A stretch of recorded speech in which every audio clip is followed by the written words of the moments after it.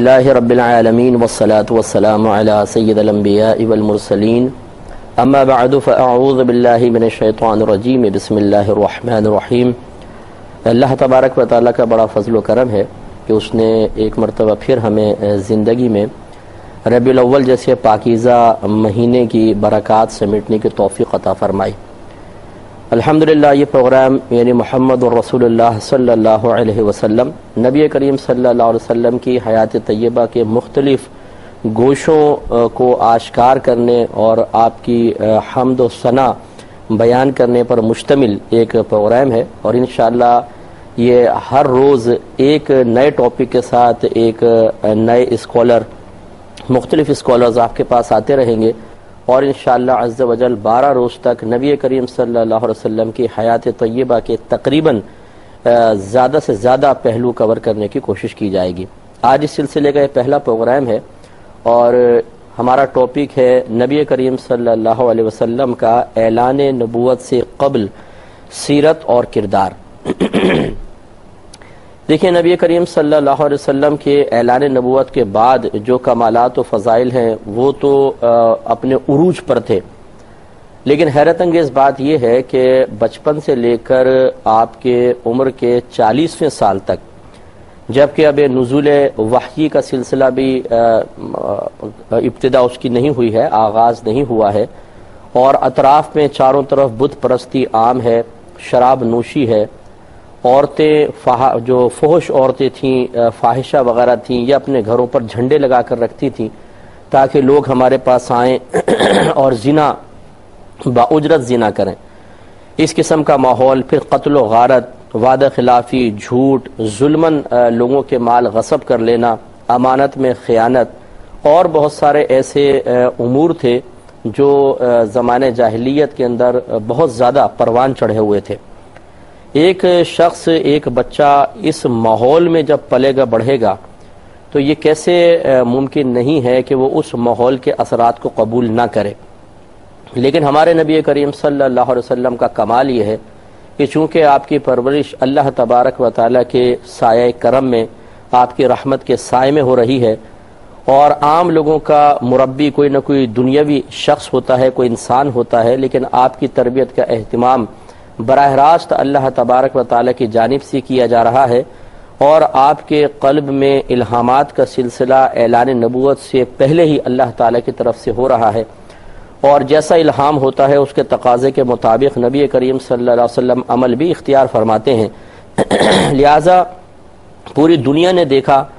تاریخ نے دیکھا کہ اسی دور میں رہنے والا ایک بچہ کہ جہاں پر کوئی بھی برائی سے محفوظ نہیں ہے، وہ اپنے دامن کو ہر قسم کی گندگی سے محفوظ کرنے میں کامیاب ہوتا ہے۔ یہ دراصل اللہ تعالیٰ کی طرف سے ایک قیامت تک آنے والے دین کی تبلیغ کرنے والوں کے لیے تمہید کا اہتمام تھا، ایک رول ماڈل ایک شخصیت کو رول ماڈل بنا کر پیش کرنے کا اہتمام و انتظام تھا، تاکہ قیامت تک آنے والے جان جائیں کہ ایک معاشرے میں انقلاب پیدا کرنے والے کو اپنی ذات میں انقلاب پیدا کرنا ہوتا ہے، پھر اپنے اطراف میں رہنے والوں پر ایک اعتماد قائم کرنا ہوتا ہے۔ اس اعتماد کے قائم کرنے کے بعد جب وہ تبلیغ دین کرتا ہے تو اس کی زبان میں وہ تاثیر، اس کے لہجے میں وہ اعتماد، اور اس کی شخصیت میں وہ اثر ہوتا ہے کہ دوسرے فوراً اس کی تبلیغ کو قبول کرتے ہیں، اس کی دعوت کو، اس کی نصیحت کو قبول کرتے ہیں، اور لوگوں کے فکر اور سوچ کا زاویہ بدل جاتا ہے، اور وہ منفی سے مثبت کی طرف، گمراہی سے ہدایت کی طرف، گندگی سے پاکیزگی کی طرف، اور غلطیوں سے درستگیوں کی طرف آنے میں کامیاب ہو جاتے ہیں۔ چنانچہ 40 سال تک نبی کریم صلی اللہ علیہ وسلم نے اعلان نبوت سے قبل وہ عمل کر کے دکھایا کہ پوری کائنات میں کوئی اس کی نظیر پیش نہیں کر سکتا۔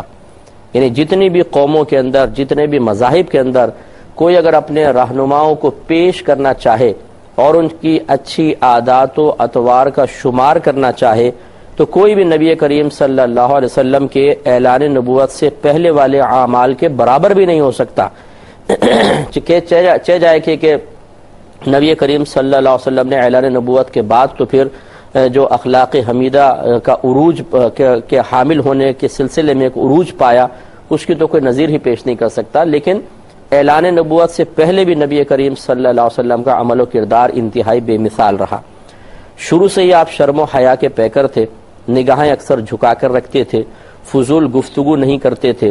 فضول کھیلوں میں نہیں پڑتے تھے، فحاشی کی طرف کبھی آپ تشریف نہیں لے کر گئے۔ آپ کی زبان سے 40 سال تک کسی نے کوئی غیر پاکیزہ جملہ نہیں سنا، کوئی کلمہ زبان سے ایسا نہیں نکلا۔ کعبۃ اللہ میں 360 بت موجود رہے اور اس کے متولی نبی کریم صلی اللہ علیہ وسلم کے خاندان والے ہی تھے، لیکن کبھی ایسا نہ ہوا کہ کسی نے نبی کریم صلی اللہ علیہ وسلم کو ان بتوں کے سامنے جھکتے تو دور کی بات ان کے قریب بیٹھے ہوئے ہی کبھی دیکھا ہو۔ مسلسل ایک پاکیزگی اور ایک اچھے طرز عمل کو، اچھی عادات اور سیرت کو آپ نے اختیار کیے رکھا، جس کا اثر لوگوں پر قائم ہوتا رہا اور آپ کی شخصیت کا ایک وقار ان کے ذہن میں قائم ہو گیا۔ اور نبی کریم صلی اللہ علیہ وسلم اسی زمانے میں صادق اور امین کے لقب سے مشہور ہو گئے تھے۔ صادق مانے سچا، امین مانے امانت دار۔ لوگ اپنی امانتیں آپ کے پاس رکھواتے لیکن کبھی ایک پیسے کی کرپشن نہیں ہوتی تھی، ایک پیسہ ادھر ادھر نہیں ہوتا تھا، بلکہ مورخین نے لکھا ہے، سیرت نگاروں نے لکھا ہے کہ اگر ایک باپ اپنا مال رکھواتا اور دوسری طرف اس کا بیٹا اپنا مال رکھواتا تو باپ کو پتہ نہ چلتا کہ میرے بیٹے نے کچھ مال رکھوایا ہے اور بیٹے کو معلوم نہ ہوتا کہ میرے باپ نے کچھ امانت رکھوائی ہے۔ یعنی نبی کریم صلی اللہ علیہ وسلم اس طرح پردہ بھی رکھتے تھے اور رازوں کی حفاظت فرمایا کرتے تھے۔ جب آپ 25 سال کے ہوئے تو اسی زمانے میں بی بی خدیجۃ الکبریٰ رضی اللہ تعالی عنہا آپ نے تجارت کے لیے مختلف لوگوں کو اپنا وکیل بنایا کرتی تھی۔ نبی کریم صلی اللہ علیہ وسلم کی چونکہ امانت کا بڑا شہرہ ہو گیا تھا، آپ کی صداقت، آپ کی سچائی، آپ کی دیانت معروف ہو چکی تھی، چنانچہ بی بی خدیجۃ الکبریٰ رضی اللہ تعالی عنہا نے چاہا کہ نبی کریم صلی اللہ علیہ وسلم ان کے تجارت کا مال ملک شام لے کر جائیں۔ تو آپ نے اپنے غلام میسرہ نام تھا اس شخص کا، اسے کہا کہ تم ان کے ساتھ ساتھ رہنا اور دیکھنا کہ کس طرح تجارت کرتے ہیں۔ جب نبی کریم صلی اللہ علیہ وسلم ملک شام تشریف لے گئے، اس غلام نے نوٹ کیا کہ آپ خاموش طبع ہیں، پاکیزگی، صفائی ستھرائی، گندگی سے ہمیشہ دور رہے، اور جب آپ نے تجارت فرمائی تو انتہائی دیانت کے ساتھ، سچائی کے ساتھ۔ اور وہیں یہ واقعہ ہوا کہ وہاں پہ ایک نستورہ راہب تھا، اس کے خانقاہ کے قریب ایک درخت تھا۔ نبی کریم صلی اللہ علیہ وسلم جب وہاں پہنچے تو آپ نے اس درخت کے نیچے استراحت فرمائی۔ تو نستورہ راہب جو تھا وہ میسرہ کو جانتا تھا، اس نے آ کے پوچھا کہ یہ شخص کون ہے؟ اس نے بتایا کہ یہ محمد صلی اللہ علیہ وسلم ہیں اور امین کے لقب سے معروف ہیں اور قریش کے خاندان سے ہیں۔ اس شخص نے، اس راہب نے کہا کہ اس درخت کے نیچے ہماری تاریخ ہمیں ملی ہے، ہمیں معلوم ہوا ہے کہ اس درخت کے نیچے صرف نبی آخر الزماں ہی تشریف فرما ہوں گے، اور آج تک اس درخت کے نیچے کوئی نہیں بیٹھا، یہ شخص تشریف فرما ہے، تو تم گواہ رہنا کہ یہ نبی آخر الزماں ہوں گے، اور اگر میں ان کا زمانہ پاؤں گا تو انشاءاللہ میں ان کا ساتھ دوں گا، اور کاش میں ان کی خدمت میں ہمہ وقت حاضر رہتا۔ جب میسرہ نے یہ بات سنی تو اور زیادہ اس کے دل میں عظمت اور محبت بیدار ہوئی، اور پھر نبی کریم صلی اللہ علیہ وسلم ایک کامیاب تاجر کی حیثیت سے مال فروخت فرما کر واپس تشریف لائے۔ بی بی خدیجۃ الکبریٰ رضی اللہ تعالی عنہا اس وقت اپنے گھر میں تشریف فرما تھیں اور کھڑکی سے باہر ملاحظہ فرما رہی تھی۔ مورخین نے لکھا ہے کہ بی بی خدیجۃ الکبریٰ رضی اللہ تعالی عنہا بھی انتہائی پاک باز خاتون تھیں، نیک تھیں، پرہیزگار تھیں، اور یہ حضرت ابراہیم علیہ السلام کے دین پر تھیں، اور اللہ تعالیٰ نے آپ کی نگاہوں سے اس وقت پردہ ہٹایا، اور انہوں نے ملاحظہ کیا کہ 2 فرشتے نبی کریم صلی اللہ علیہ وسلم کے ساتھ تشریف لا رہے ہیں، تو یہ بہت متاثر ہوئیں، اور انہوں نے پھر نبی کریم صلی اللہ علیہ وسلم کے لیے پیغام نکاح بھیجا۔ میسرہ نے بھی آ کے بتایا تو وہ بڑی خوش ہوئیں اور آپ نے پیغام نکاح بھیجا۔ تو ایک ان میں ابو حالہ تھے، ان سے بی بی خدیجۃ الکبریٰ رضی اللہ تعالی عنہا کے دو بیٹے تھے، اور دوسرا نکاح آپ نے عتیق نامی ایک شخص سے کیا، ان سے ایک لڑکا اور ایک لڑکی پیدا ہوئی، پھر ان کا بھی انتقال ہو گیا۔ تو گویا کہ بی بی خدیجۃ الکبریٰ رضی اللہ تعالی عنہا کی یہ تیسری شادی تھی، تیسرا نکاح تھا، اور آپ کا ارادہ تیسرا نکاح کرنے کا بالکل نہیں تھا، کیونکہ اس وقت تک آپ 40 سال کی ہو چکی تھیں۔ لیکن جب نبی کریم صلی اللہ علیہ وسلم کا یہ تمام معاملہ دیکھا، آپ کی دیانتداری کو ملاحظہ کیا، اور اللہ تبارک و تعالیٰ کا بہرحال ارادہ تو کار فرما تھا ہی، اور ارادہ اللہ کی صفت ہے، اور ہر صفت اللہ تعالیٰ کی ازلی ہے، تو گویا کہ ازل سے یہ فیصلہ ہو چکا تھا کہ بی بی خدیجۃ الکبریٰ رضی اللہ تعالیٰ عنہا نبی کریم صلی اللہ علیہ وسلم کے عقد مبارک میں تشریف لائیں گی۔ تو اتنی دل میں محبت بیدار ہوئی کہ پھر آپ نے پیغام نکاح بھیجا اور نبی کریم صلی اللہ علیہ وسلم نے اسے قبول فرمایا۔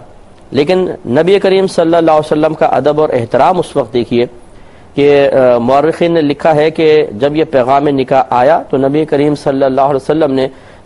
اپنے خاندان کے بڑے لوگوں کے سامنے اس نکاح کو پیش کیا اور اجازت طلب کی کہ اگر آپ اجازت دیتے ہیں تو میں نکاح کے لیے ہاں کہوں۔ سب بہت خوش ہوئے کیونکہ بی بی خدیجۃ الکبریٰ رضی اللہ تعالی عنہا بہت ہی نیک پرہیزگار اور اچھی خاتون تھی، اور بڑا آپ کا ایک مقام تھا معاشرے میں، اور پھر آپ نے اپنے جو بڑے تھے ان کے ہاں کہنے پر آپ نے بھی ہاں کہی اور آپ کا عقد ہوا۔ اس سے معلوم ہوا کہ نبی کریم صلی اللہ علیہ وسلم ایک عارضین کے ساری کے پیکر تھے اور اپنی نفسانی خواہشات سے بہت دور تھے،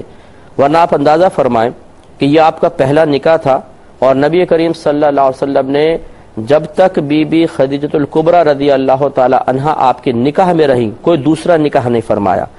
اور حضرت ابراہیم کے علاوہ بقیہ تمام اولاد آپ کی نبی کریم صلی اللہ علیہ وسلم کی بی بی خدیجۃ الکبریٰ رضی اللہ تعالی عنہا سے ہوئی ہے، بشمول بی بی فاطمہ رضی اللہ تعالی عنہا کے۔ تو آپ کی دیکھیے کہ اگر نبی کریم صلی اللہ علیہ وسلم اپنے نفسانی خواہشات کے تحت، یعنی کوئی آپ پہ نفسانی خواہش معاذ اللہ غالب ہوتی اور اس کے تحت آپ چلنا چاہتے تو عورتوں کی کوئی کمی تو نہیں تھی، لیکن ایک ایسی خاتون کہ جن کا تیسرا نکاح ہے اور نبی کریم صلی اللہ علیہ وسلم کی عمر مبارکہ 25 سال، ان کی 40 سال ہے، اس ایج ڈیفرنس کے باوجود نبی کریم صلی اللہ علیہ وسلم نے ان سے نکاح کیا، اور جب تک وہ آپ کے نکاح میں رہیں یعنی زندہ رہیں نبی کریم صلی اللہ علیہ وسلم نے دوسرا کوئی نکاح نہ فرمایا۔ اس سے بھی ایک آدمی کے سیرت اور کردار کا اندازہ کیا جا سکتا ہے کہ جو اپنے عالم جوانی میں، جس وقت جوانی یا شباب کا ایک عروج ہوتا ہے، 25 سال کی عمر ایک جوش کی عمر ہوتی ہے، آدمی اس وقت بہت جوان ہوتا ہے، نوجوان ہوتا ہے، لیکن نبی کریم صلی اللہ علیہ وسلم نے اس وقت بھی اپنے عمل مبارکہ سے ثابت فرمایا کہ وہ شخصیت کہ جن کو اللہ تبارک و تعالی نے آگے اس معاشرے میں قیامت تک پیدا ہونے والے انقلاب کے لیے منتخب فرما لیا ہے، وہ یقیناً اس قابل ہے کہ اس انقلاب کے لیے ان کا انتخاب کیا جانا چاہیے تھا۔ تو آپ نے نکاح فرمایا اور ایک مثال قائم کر دی،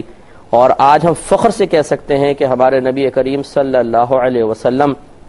اپنی نفسانی خواہش کے تابع نہیں تھے، بلکہ اعلان نبوت سے پہلے بھی آپ اسی طرح اپنے نفس پر غالب تھے، اسی طرح شیطان آپ سے دور تھا جیسے کہ اعلان نبوت کے بعد نفس و شیطان آپ کے تابع رہے اور کوئی آپ پر غالب نہ آ سکا۔ یہاں پہ ایک چھوٹی سی بات میں وضاحت عرض کر کے انشاءاللہ پھر 2-3 واقعے اور عرض کروں گا کہ نبی کریم صلی اللہ علیہ وسلم نے سیدہ عائشہ صدیقہ رضی اللہ تعالی عنہا سے نکاح فرمایا، اور یہ واحد ہماری والدہ تھیں جو کنواری تھیں، باقی سب جتنی بھی ازواج ہیں نبی کریم صلی اللہ علیہ وسلم کی وہ سب کے سب یا تو مطلقہ تھیں یا بیوہ تھیں، اور بی بی سیدہ عائشہ صدیقہ رضی اللہ تعالی عنہا سے نکاح بھی سرکار نے اپنے نفسانی خواہش کے تابع ہو کر نہیں فرمایا، بلکہ بخاری کی روایت ہے نبی اور کتاب النکاح میں حدیث موجود ہے، نبی کریم صلی اللہ علیہ وسلم نے ارشاد فرمایا، ایک دن سیدہ عائشہ صدیقہ رضی اللہ تعالی عنہا کو ہی بتا رہے تھے کہ عائشہ مجھے خواب میں تم دکھائی گئی تھی،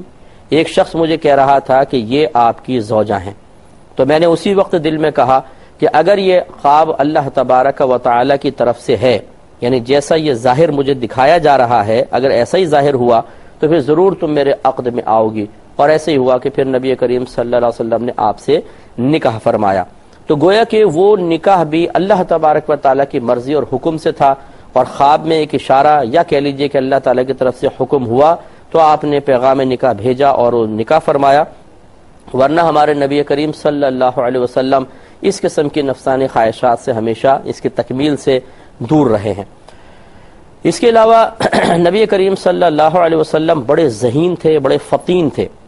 علماء کرام نے بیان فرمایا کہ ایک مرتبہ جب سرکار صلی اللہ علیہ وسلم کی عمر مبارکہ 35 سال کی ہوئی تو ابھی بھی اگر آپ دیکھیں تو مکے کے اطراف میں بڑے بڑے پہاڑ ہیں، خصوصاً اب تو خیر بہت کاٹ کے وسیع کر دیا گیا ہے، ورنہ کعبۃ اللہ ایک وادی کے اندر تھا، چاروں طرف پہاڑ تھے، جب تیز بارش برستی تھی تو پہاڑوں کا پانی سب اس وادی میں جمع ہو جاتا تھا، اور کعبۃ اللہ کی عمارت بسا اوقات اس پانی کے اندر مطلب کافی حد تک ڈوب جایا کرتی تھی، جس سے اس کی بنیادیں کمزور ہو گئی تھیں۔